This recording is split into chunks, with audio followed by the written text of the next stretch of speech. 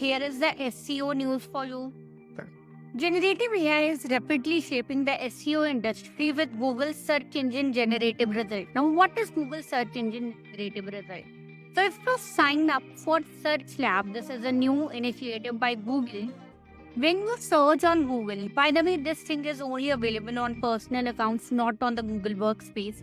So, when you search anything on Google, instead of showing the featured snippet which was visible a few months ago before OpenAI and all these AI things, you used to get a featured snippet like a short answer to your search query. But now Google has launched this search engine generative experience, which means if you make any search on the Google, it will give you an AI generated result from all the resources available on internet. It will try to give you a best experience.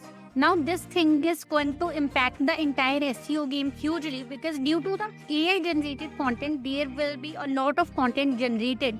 But now the creator has to focus more on quality rather than quantity, and they have to focus on the technical side of SEO as well.